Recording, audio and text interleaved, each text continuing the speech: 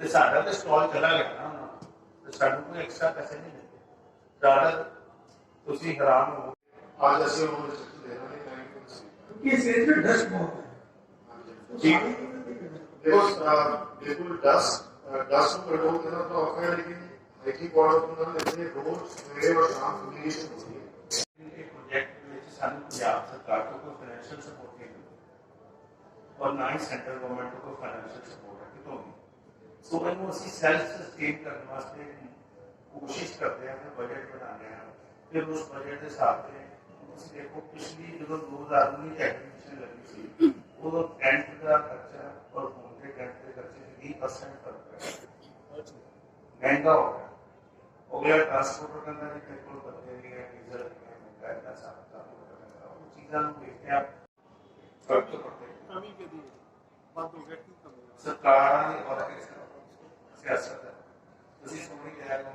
मैं कहना नहीं चाहता कि इलेक्शन आ रहे हैं तो कुछ हो ही होने वाला चालू भी ट्रेड वास्ते जरूर कोई ना कोई अपना उद्यम करो, आर्टिकल करो, न्यूज़ करो ताकि नेशनल तक पहुंचे।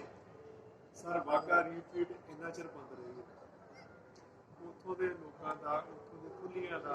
ਜਿਹੜਾ ਟ੍ਰੇਡ ਬੰਦ ਰਿਹਾ, ਗੁਜ਼ਾਰਾ ਕਰਨਾ ਔਖਾ ਹੋ ਗਿਆ। ਪਰ ਸਰਕਾਰ ਨੂੰ ਨਹੀਂ ਸਮਝ ਲੱਗਦੀ ਕਿੰਨੇ ਆਰਟੀਕਲ ਪਰ ਸਰਕਾਰਾਂ ਜਿਹੜੀਆਂ ਦੀਆਂ ਬੋਲੀਆਂ ਹੁੰਦੀਆਂ ਨੇ ਜਿਹਨੂੰ ਕਹਿ ਦੋ ਨਾ ਕਹਿੰਦੀਆਂ ਸਾਰਾ ਕੁਝ ਬੜਾ ਵਧੀਆ ਹੋ ਸਕਦਾ ਪਰ ਵੋਲਿਊਮ ਨਾਲ ਹੋ ਸਕਦਾ, बहुत वॉल्यूम हो सकता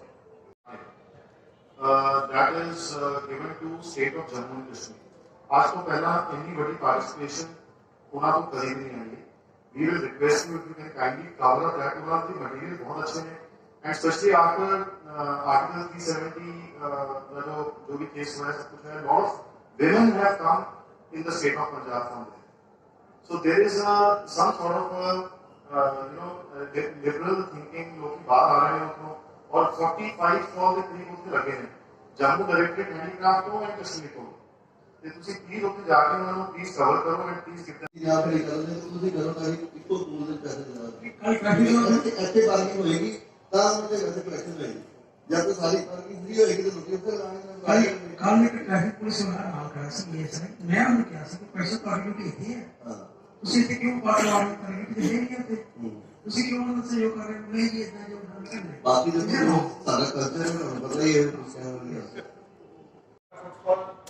टोटल अगर मैं गिनूं काउंटिंग में मतलब टिकट और फोटो तो वे बार अराउंड 2.37 2,37,000। देवर सर रिसेंटली अनाउंस किया गया कि पाइपलाइन लोगों को काफी वेट सीगा कि कोविड के दौरान होएगा भी कि नहीं, पर इस बार इस साल बीते साल से जो एडवर्टाइजमेंट होती थी शहर के नीचे जो वहां से आता है उसको रिवर्स बोलते हैं,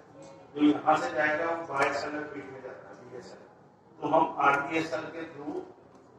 कुछ कंट्री के बंदे बुलाएंगे जो बाहर होंगे,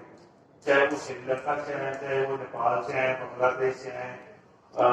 भूटान से आए, अफगानिस्तान से आए, तो 7 कंट्रीज के जो भी होते हैं या हमने 2017 में किया था,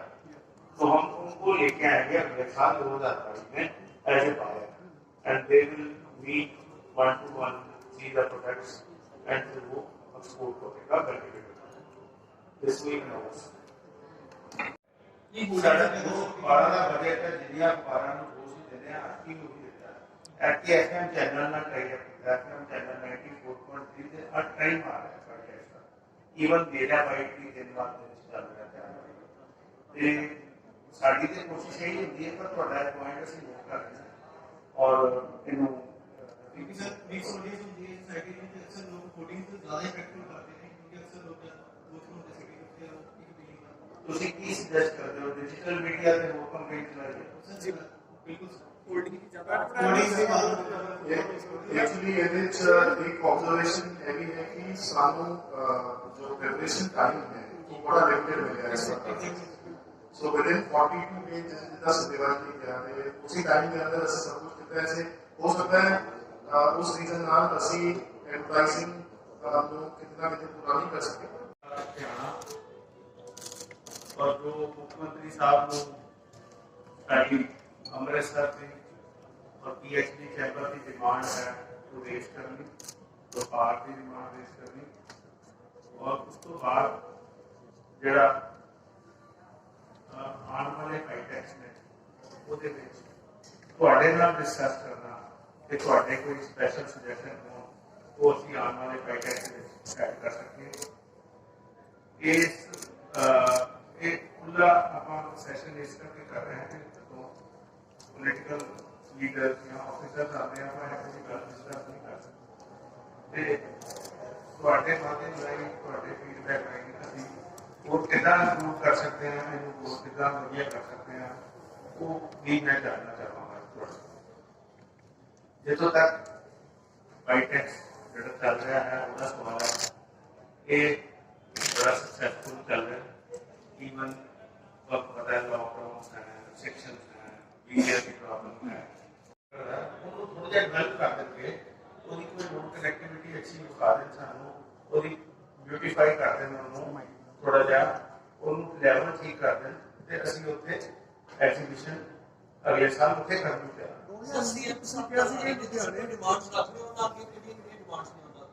सारिया तीन डिमांड्स ने एक तो एग्जीबिशन कम कन्वेंशन सेंटर की है एक कोई भी पोलिटिकल पार्टी अपने एक्ट की मैनीफेस्टो इंडो पाक ट्रेड का जो नहीं पाती असं मैथ नहीं करा इंडो पाक ट्रेड का सेंट्रल गवर्नमेंट चाहे कहना लेकिन अपनी मैनीफेस्टो कि असं उन्होंने फॉरवर्ड लैके जाना अभी प्रेशराइज करा सरकार। तीसरा पॉइंट है ਜਿਹੜੀਆਂ इंडिया के ई व्हीकल्स आ गए इलैक्ट्रिक व्हीकल्स ਉਹਦੇ ਵਿੱਚ ਅੱਜ ਦੀ ਤਰੀਕ गवर्नमेंट ने कहा सेंट्रल गवर्नमेंट ने सारी स्टेटां ਨੂੰ कि सारिया 4 व्हीलर इलैक्ट्रिक व्हीकल्स ਨੂੰ टैक्स फ्री करो और हरियाणा ने चंडीगढ़ ने हिमाचल ने कर दिता पंजाब ने नहीं किया ਉਹਦੇ ਕਰਕੇ ਇੱਥੇ ग्रीन डेट टेक्नोलॉजी है ਜਿਹੜੀ एनवायरनमेंट ਨੂੰ ਕਿੰਨਾ सपोर्ट करती है ਉਹਦੇ ਵਾਸਤੇ ਉਹ ਅਜੇ ਵਾਇਬਲ ਨਹੀਂ ਹੋ ਰਹੀਆਂ ਗੱਡੀਆਂ ਨਿਕਲ ਨਹੀਂ ਰਹੀਆਂ ਤੇ ਅਸੀਂ ਉਹ ਬਾਈਟੈਕਸ ਲੁਧਿਆਣਾ 24 ਤੋਂ 28 ਮਾਰਚ 2022 immediately after elections हुए 24 ਤੋਂ 28 मार्च 2022 लुधियाना की थी जाएगी और दिसंबर से फिर अभी इतिहास सरदेवा साहब जैसे कि हमारा कल्चर से भी जुड़ा हुआ पंजाबी का कि गुरमीत बाबा का निधन हो गया अब बताइए तो जैसे कल सीएम साहब आ रहे हैं उनके लिए भी कुछ श्रद्धांजलि वगैरह करेंगे। दोबारा बोलना गुरमीत बाबा जो लोक गायिका रही हैं उनका निधन हो गया पिछले दिन तो जैसे क्योंकि ये भी हमारा कल्चर और सारा कुछ से मिक्स है तो कैसे कल सीएम साहब आ रहे हैं तो कल उनको कुछ श्रद्धांजलि का वो करेंगे यहाँ पे। मेरे ख्याल में ये बाईटैक्स पे ठीक नहीं रहेगा कल्चरल जो बॉडी है उसके लिए तो ठीक है हमारी इंडस्ट्रियल बॉडी तो हम उनको वैसे रिस्पेक्ट देते हैं और प्रार्थना करते हैं उनकी आत्मा को शांति के लिए लेकिन हम इसको ऑफिशियली नहीं कर पाएंगे। ਜਿਹੜੇ ਬੂਥ ਲੱਗਦੇ ਨੇ ਆਪਣੇ ਸਟਾਲ ਲੱਗਦੇ ਨੇ ਸਟਾਲ ਮਹਿੰਗੇ ਪੈਂਦੇ ਨੇ ਲੋਕ ਜਿਹੜੇ ਇੱਥੇ ਸਮਾਨ ਵੀ ਲੈ ਕੇ ਆਉਂਦੇ ਨੇ ਹੁਣ ਤਾਂ ਵਪਾਰ ਹੋ ਚੁੱਕਾ ਮੇਲਾ ਨਹੀਂ ਹੋ ਚੁੱਕਾ ਬਹੁਤ ਸਾਰੀਆਂ ਕੰਪਨੀਆਂ ਆਉਂਦੀਆਂ ਨੇ ਜਿਹੜੀਆਂ ਆਪਣੀਆਂ ਲੈਸ ਦੇ ਉੱਤੇ ਸਮਾਨ ਦਿੰਦੀਆਂ ਨੇ ਪਰ ਬਹੁਤ ਸਾਰੇ ਜਿਹੜੇ ਸਟਾਲ ਹੁੰਦੇ ਨੇ ਉਹ ਕਮਾਈ ਦੇ ਲਈ ਇੱਥੇ ਆਉਂਦੇ ਨੇ ਕੋਈ ਇਹ ਨਹੀਂ ਹੋ ਸਕਦਾ ਕਿ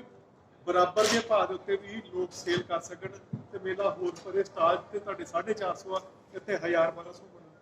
सर वो उदम हो पाएगा जो सानू बनया बनाया स्ट्रक्चर मिलेगा इस स्ट्रक्चर ਅਸੀਂ ਦਿੱਲੀ ਤੋਂ ਲੈ ਕੇ ਆਣਾ ਹੈ ਤੁਸੀਂ ਸਮਝੋ ਕਿ ਇਹਨੂੰ ਅਸੀਂ ਜਿਹੜਾ ਇਹਦਾ ਰੈਂਟ ਹੈ ਜਿਹੜਾ ਇੰਫਰਾਸਟ੍ਰਕਚਰ ਦੇ ਚਾਰजेस ਹੈ ਉਹ ਸਾਨੂੰ ਖਰਚਣੇ ਚਾਹੀਦੇ ਐਗਰੀਕਲਚਰ ਸੈਂਟਰ ਬਣ ਜਾਏਗਾ ਤੇ ਇਲੈਕਟ੍ਰਿਸਿਟੀ ਤੱਕ ਲੱਗੀ ਹੋਈ ਹੈ ਸਾਰਾ ਸਿਸਟਮ ਬਣਿਆ ਹੋਇਆ ਉਹਦੇ ਦੇ ਖਰਚੇ 20% ਰਹਿੰਦੇ ਹੈ ਇਸ ਕੰਪੇਅਰ ਟੂ ਇਹਦਾ ਖਰਚਾ ਉਹ ਆਪਣੇ ਆਪ ਵਾਇਬਲ ਹੋ ਜਾਏਗਾ। सर अब तक फुटबॉल कितनी हो चुकी है पिछले साल के मुकाबले आपको ज्यादा हमारे यहाँ तो देखो कितने कंपनी और सारा सिस्टम क्रिएट करके इसमें किया लेकिन इस इवेंट के बीच ਜਿਹੜੇ ਸਾਨੂੰ ਖਰਚੇ ਲੱਗ ਰਹੇ हैं पहले तो लग रहे थे कि एग्जीबिटर बहुत घट रहा वो भी यूरोपीय नगरी पहुंच के सब कुछ पूरा हो गया और सारे और पूरे कर दिए। दूसरा फुटबॉल का सीधा फुटबॉल भी बहुत अच्छी चल रही है। तीसरा पॉइंट है कि कोविड की रिस्ट्रिक्शन का ਅਸੀਂ बहुत कोशिश कर रहे हैं ਅਸੀਂ कोरोना पे एग्जीबिटर्स को बहुत रिक्वेस्ट कर रहे हैं कि एक बार करके